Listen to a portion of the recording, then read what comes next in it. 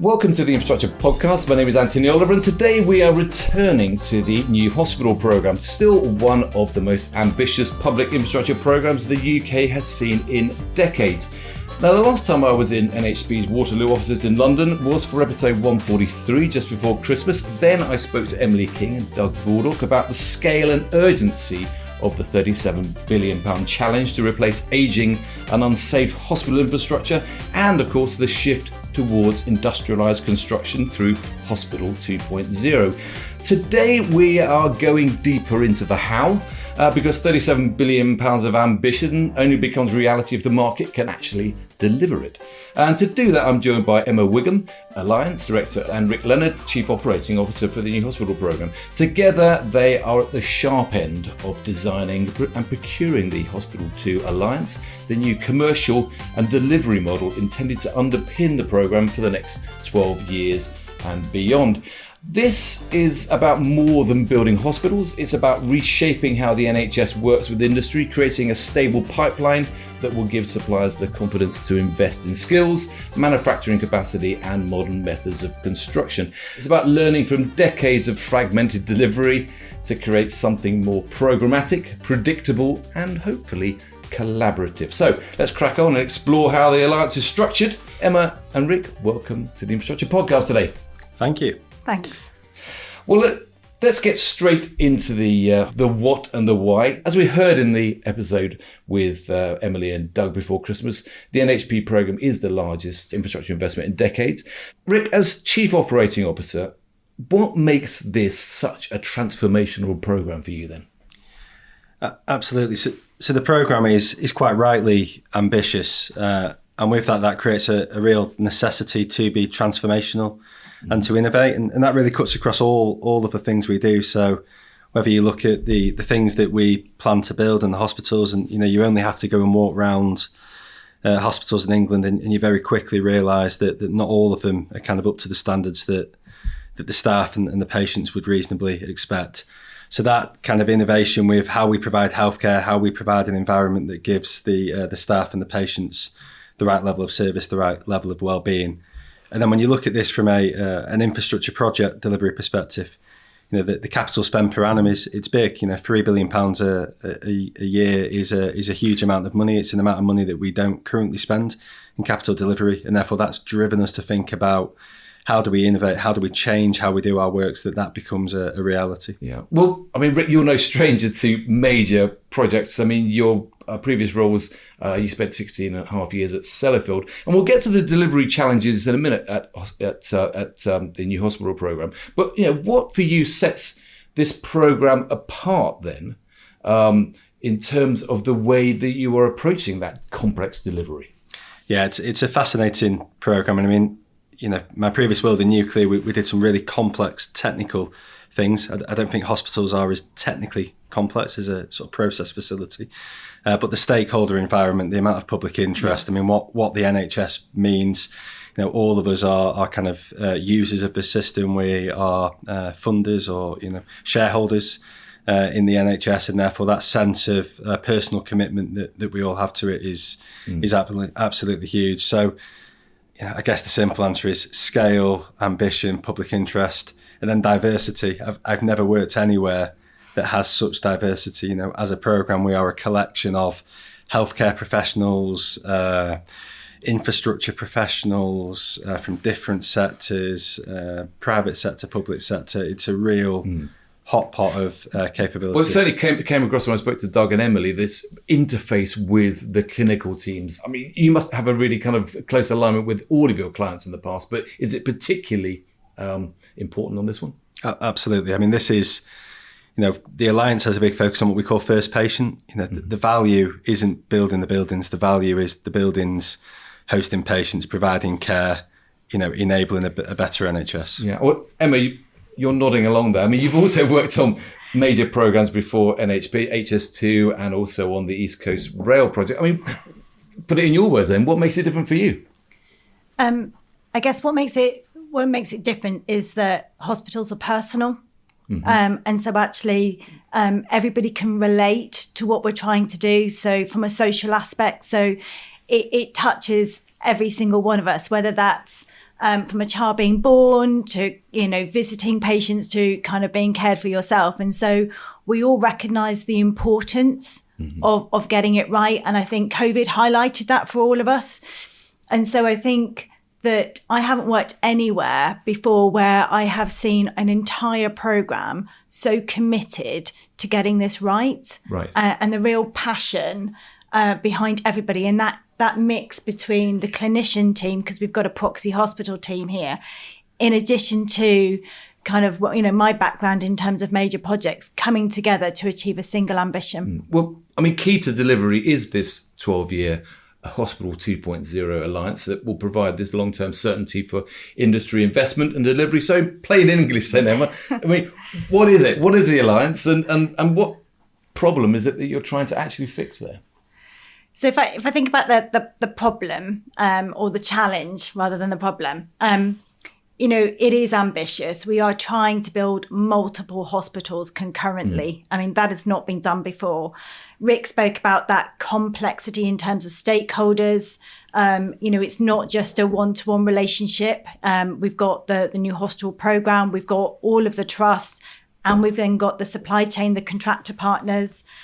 We're trying to speed up the delivery of hospital. We're trying to drive down the cost. And then the economic climate that kind of sits around that.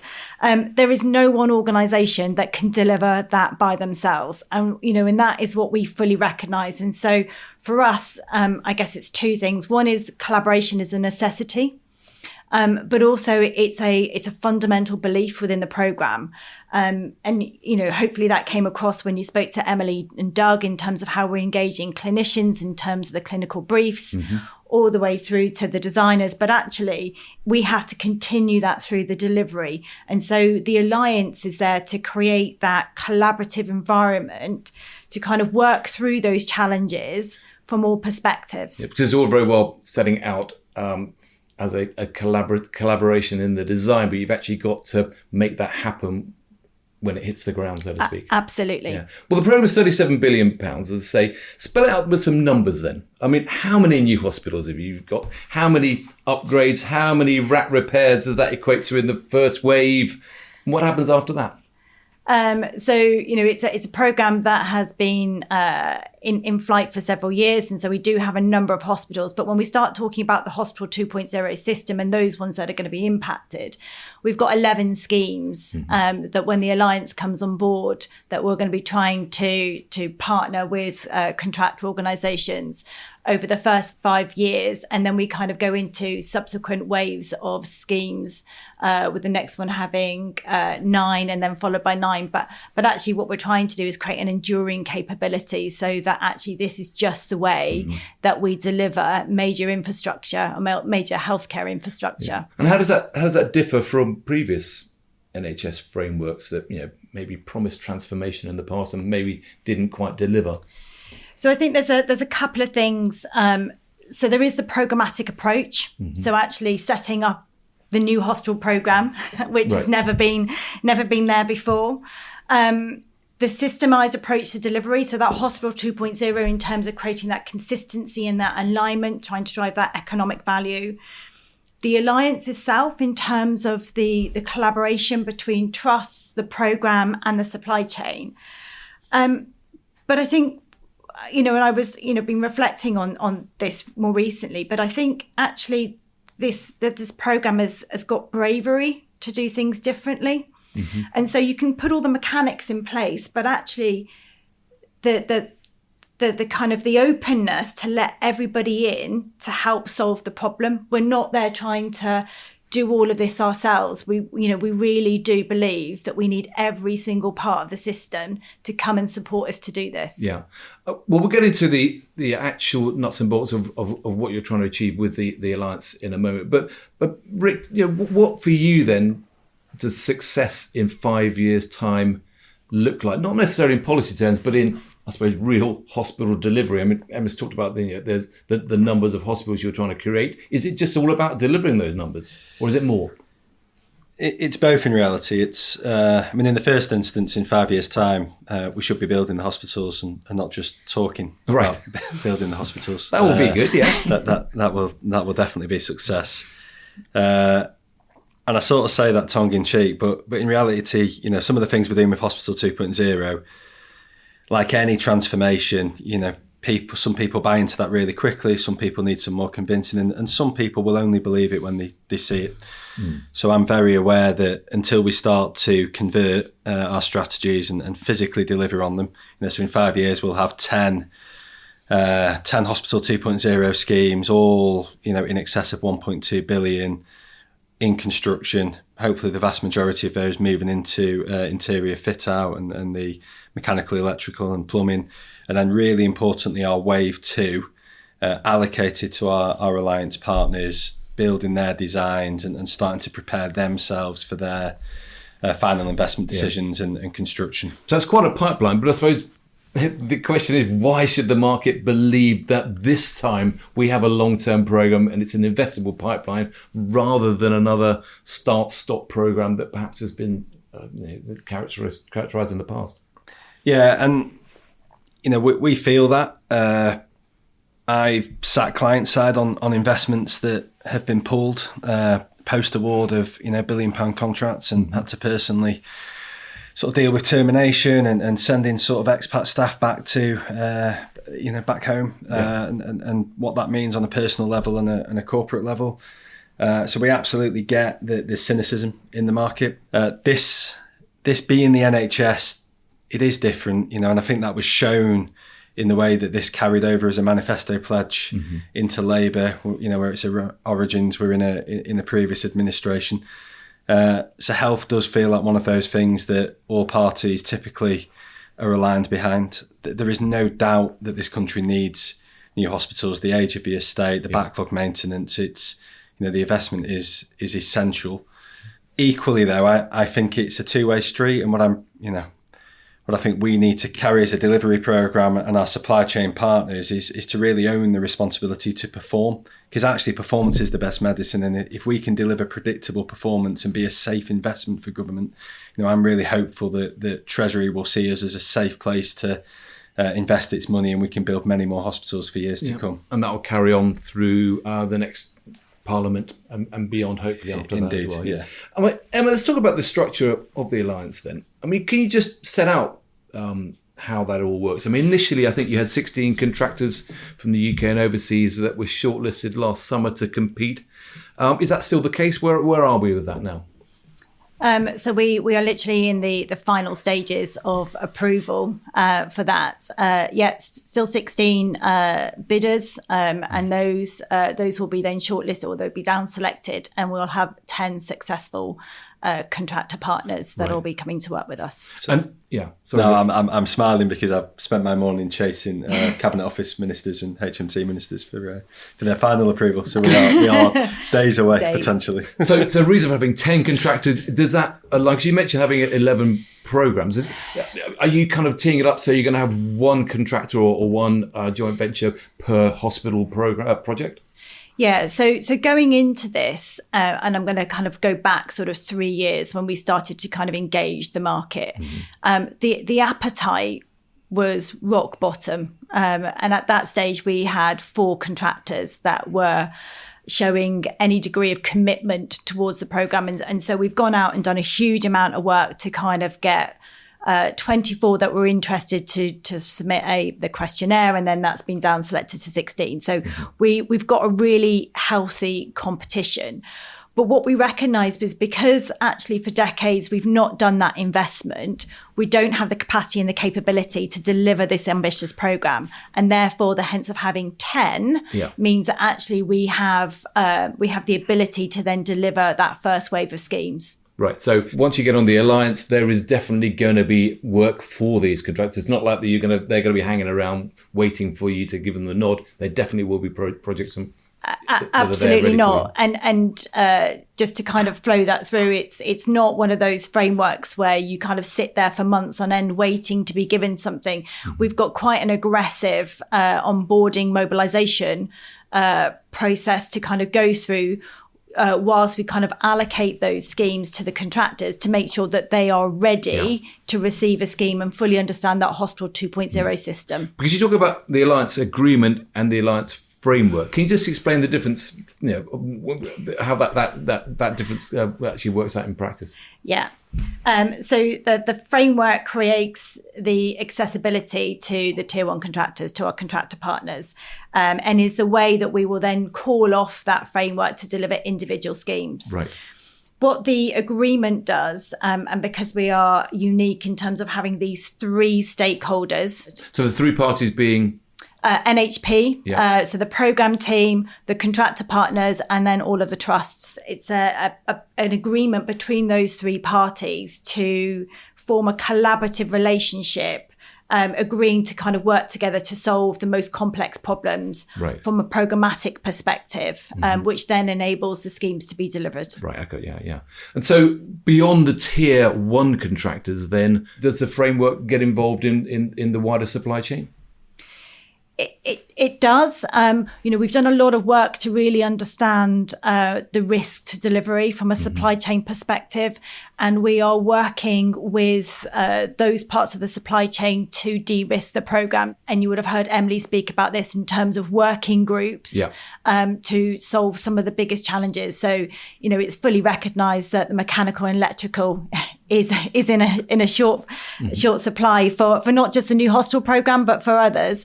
And so we are looking and trying to understand what are all the different levers that we've got at our disposal to be able to solve those problems. Another phrase that you use is collaborative allocation. What's that then? Explain that for the uninitiated. What is it and how will it actually work in practice? Yeah, so collaborative allocation is our process of, and I'm going to grossly oversimplify this, but it is it's our process of creating the right partnerships to match up the right contractor partners to the right schemes to the right trust. It's based on a whole host of information from the scheme that comes in from the trust. It's based on an understanding around geographical constraints from our contractor partners, size of schemes, to kind of create preferences, validation questions to kind of make sure that matchmaking is as good as it possibly can be. But it is a big puzzle. And therefore we have to kind of go through quite an iterative process to kind of get the right combinations in the right order. Rick, how do you therefore balance speed of procurement? Because you said you need to be building these things in 5 years' time. How do you balance speed of procurement with getting this program up and running with fairness and clear competition? Yeah, so I really like the way Emma just kind of put that down. This is a puzzle. There's no absolute right answer. What we have done, and Emma mentioned kind of 3 years. I don't think we've been that speedy about the procurement. We've deliberately taken a sensible amount of time to really actually design an operating model for this program, and then to commercialise that operating model and kind of enact that through procurements and contracts. Where I've seen other major infrastructure programs maybe get it slightly wrong is where commercials raced ahead, and then a post-procurement you're trying to almost operationalise a commercial strategy. So we've been very deliberate not to do that here at NHP. That market engagement was massively extensive in terms of ensuring that we spoke to all of the market internationally and domestically, and we had really strong engagement. The puzzle isn't complete though, actually. So when you start to work through the tiers, clearly some of our tier ones will have integrated supply chains, others won't. Some will have preferred relationships, others won't. What we're now looking at, and I don't think we can answer this question until our tier ones join us post-award of the Alliance, is actually what is the right strategy for the wider supply chain ecosystem? Should we have an MEP alliance? Should we consider a design and architectural alliance? Will that add value, or do we just let the supply chain kind of self-select under the standard sort of tiered competition approach? So there's definitely some big questions out there to answer. We definitely don't have all of the answers, but I'm really excited to work with the alliance to optimise some of the thinking around that and deploy that in the future. Do you have a date for actually those awards? Yeah, so we're targeting February. in terms of awarding the Alliance framework. And then we'll move through spring to allocate and then into summer to execute call-off contracts and have those partners active and deployed at a scheme level. Right. And then in parallel with that will be the Alliance working.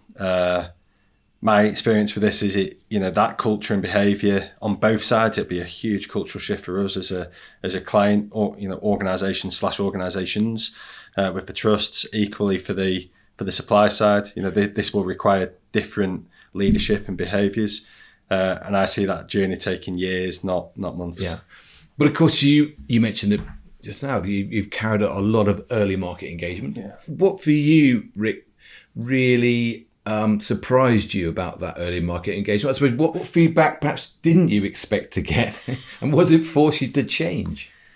Yeah, so surprise.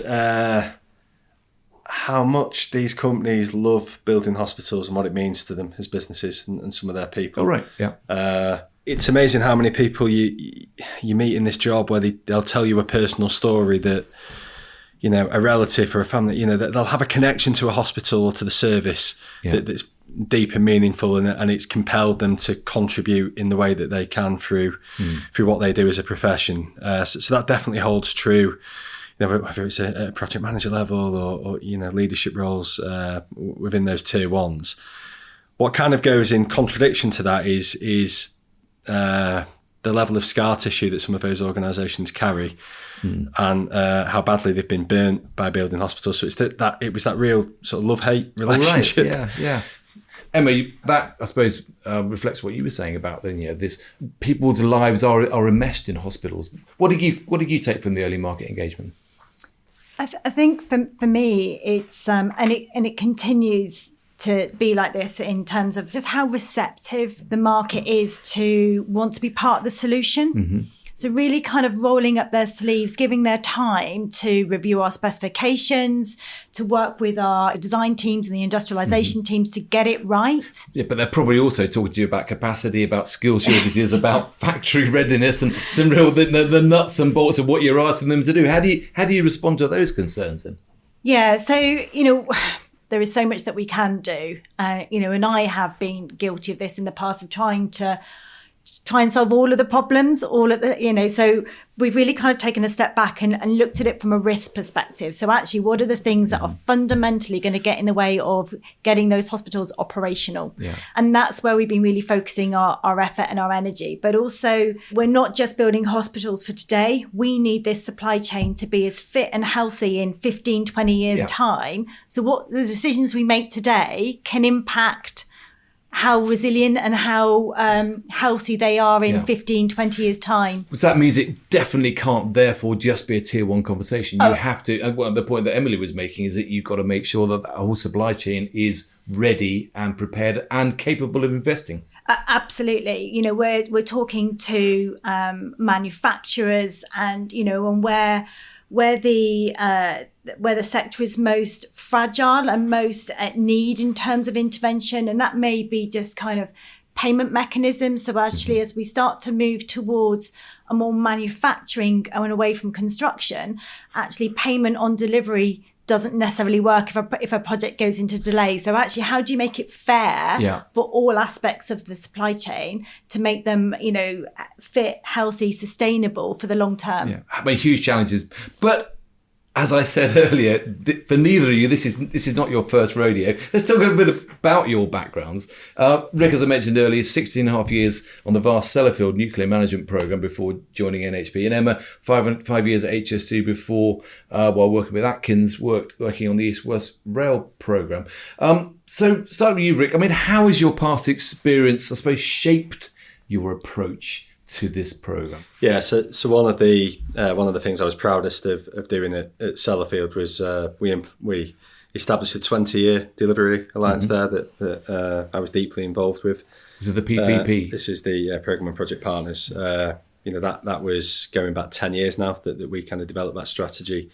That was transformational for industry at the time, and through that I do a lot of work with Project 13, the infrastructure client group, and I've seen enterprise alliance, delivery models, drive real benefits in the businesses that have grab them with both arms. So you've only got to go and look at Anglian Water. They are a showcase for how collaborative an alliance work, and a real corporate commitment to it can drive dividends for your business. And same with Smart Motorways Alliance and Tony Slater and the team that led that.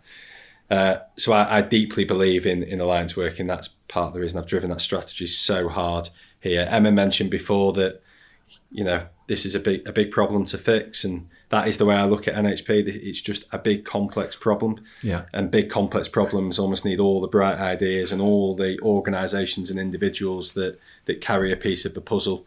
We absolutely do not have all of the answers to the questions. I'm not even sure we know all of the questions some of the time. Well, Emma, I mean, your background at HS2, I imagine, anyone that's been at HS2 presumably has got the scars to prove it. What for you then makes this programme approach different here? So I think what we've seen probably over the past 10, 15 years is kind of real shift towards how we work with industry differently, and a real collaborative approach. And I've been fortunate to kind of be on that journey with all of the projects and programmes that I worked with. So actually seeing some of that come into play when I was at HS2 as like kind of the collaboration manager and kind of working with supply chain, but knowing that actually the things that you can do to take that the next step further in terms of the right commercial models, the right behaviours, getting the design right, all of those sorts of things. It's not just one thing. Actually, there's a whole system approach that needs to kind of come into play to be able to kind of take another leap forward. Well, I was going to ask you what keeps you awake at night at this project. It sounds like many things. At the moment, there's probably the excitement and the anticipation of welcoming 10 contractors, and actually the responsibility then of making this work, not just for them and not just for us, but actually all of those trusts, all of those communities is really key. I mean, there have been things in the past that have kept me awake in terms of not having enough tier one contractors, MEP, etc. But actually, the more I work with the market, the more I work with industry, the more confidence that I've got that actually the answers all exist. Right. It's just finding the right combination of people to get into a room to solve it. Rick, anything keeping you awake? Well, Emma's kids are slightly older than mine, so I'm still in that wonderful place in life. I've got a 3-year-old at home that enjoys waking me up most nights. So you're not sleeping anyway, so it's fine. But no, you mentioned your discussions with Cabinet Office. I imagine that on a project like this, there's a lot of politics. There's an awful lot of kind of juggling short-term political thinking and funding cycles with trying to make this kind of thing work. Is that something which takes a lot of your time? Yeah, I mean, there's kind of lots of things that, are priorities or risks or issues, and you continue, so some are quite simple. So we're establishing an alliance. Are we going to be capable to, we can buy the car, can we drive the car? That kind of analogy. I think that's an evergreen challenge. So that kind of whole culture piece and how we client and how we live up to the kind of the expectations we've set of ourselves. And then politically, again, that's an evergreen challenge. How will we meet the near-term expectations and demands? I mean, the NHS is, it isn't overrun with kind of a surplus of cash. It's a very kind of focused business. Anything we spend isn't being spent on frontline service provision. That weighs heavy. So therefore, that constant drive for value for money, whilst doing the right things to protect a long-term sort of strategy and investment, that's a constant dilemma. Yeah. What do you say you got a 3-year-old, Rick? What do you get up to take your mind off this particular bit of work then? Yeah, so I have three children under 10, a bit like Doug, who mentioned his 3 kids, and just like Doug as well, I'm a really keen kind of cyclist. So between kind of work, spinning my legs on a push bike and chasing the kids around, keeps me busy enough. Any particular hills? Well, it was the one nice thing at Sellafield actually. You got to be in the lakes and kind of do parts of the Fred Whitton Challenge for people that'll know that. So yeah, kind of getting down Honister and round Winletter was a nice old thingy. Oh. I'm back in the Cheshire Plains now though, so I'm sort of getting heavier and slower as the years tick by. Emma, what about yourself? What do you do to take your mind off this particular bit of work? Well, as Rick said, I've got slightly older kids. So I've got one at doing A levels and one doing GCSEs. All right. So if I didn't have grey hair, I definitely do now. So you're vicariously living it with them, yes. Yeah. As if the first time round wasn't bad enough. Right. But I do, I guess to counter that, I do kind of like to set myself challenges. And a couple of years ago, I completed my first marathon, and I'm going to be doing my first High Rocks event. Right, yes, this is this year. Yes. So I'm That's busy training for that. Running and pushing rocks around, isn't it? To paraphrase what it's all about. Yeah, a bit of circuit training and a bit of running. Oh, very good. No, well, I'll steer clear of that.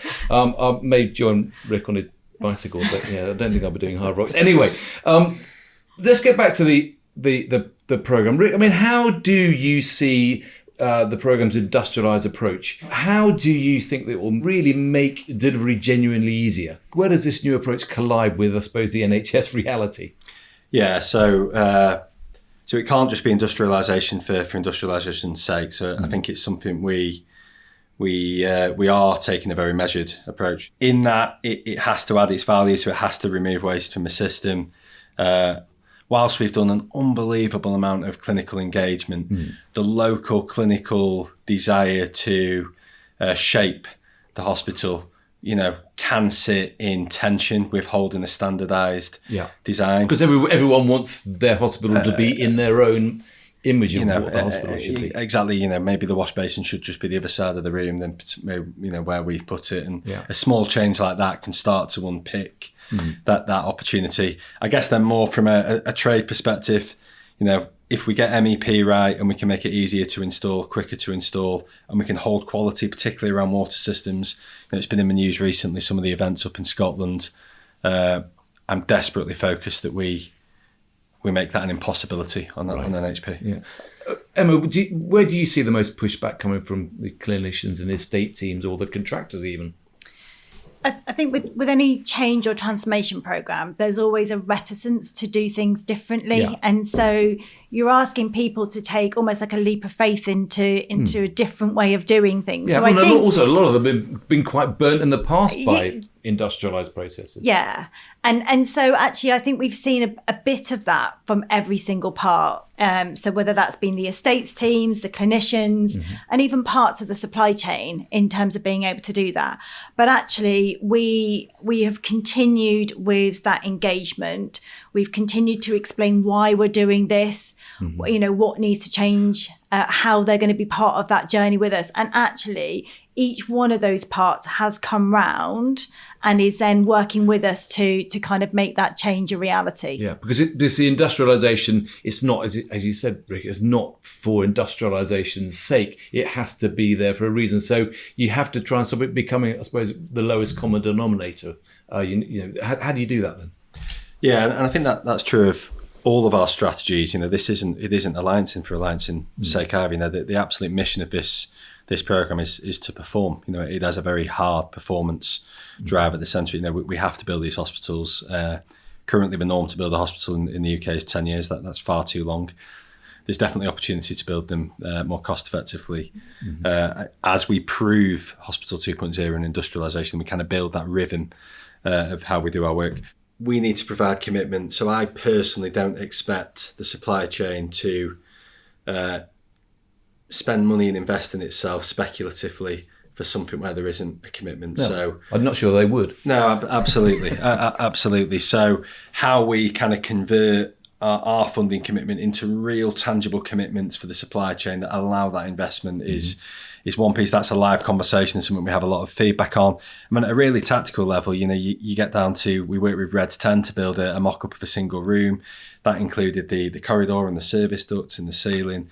That was a great opportunity to get all of the main MEP players in and around that. Yeah. And we made some quite significant changes to our design to accommodate their real world know-how of how you install these things and how we make their lives easier once they get to site. Emma? Yeah, no, actually getting key parts of the market in to scrutinise the work that we're doing has provided huge amounts of insights and kind of even just kind of like the movement of the positioning of the pipes and the wires to make sure that it's easier to maintain going forward. There are just some things that we hadn't necessarily thought about practically that they just know because they've lived and breathed it. So the more, I think it's encouraging us to do more and more with them. Yeah. So we are heading towards the announcement of the 10 Alliance partners. And then behind that, there will be a whole raft of suppliers that get involved. If you could both leave the market, I suppose, with one clear message about how to engage with yourselves here at NHP over the next 12 months, I mean, what would that be, Emma?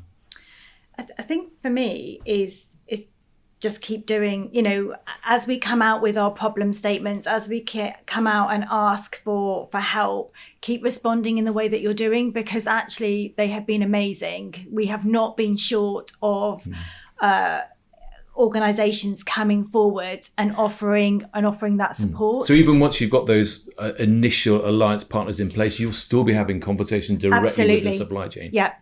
Absolutely. But what we will be doing is including our contractor partners in those conversations. So we've been in this kind of 12-month period where we've not been able to because of the procurement. Yeah. Actually, now we're going to be bringing our tier ones with all those conversations that we've been having and more all together. Yeah. So Rick, if you've got good ideas wherever you are in the supply chain, let's just have a chat, is it? Absolutely. We're open for business and open for the conversation. I think something which is quite important, maybe just to explain this, so the one thing we absolutely desperately don't want is a really hierarchical supply chain where, simply put, from our job as a client, we could appoint our tier ones and kind of just entrust our tier ones to do everything else. I very much see our tier ones more as systems integrators.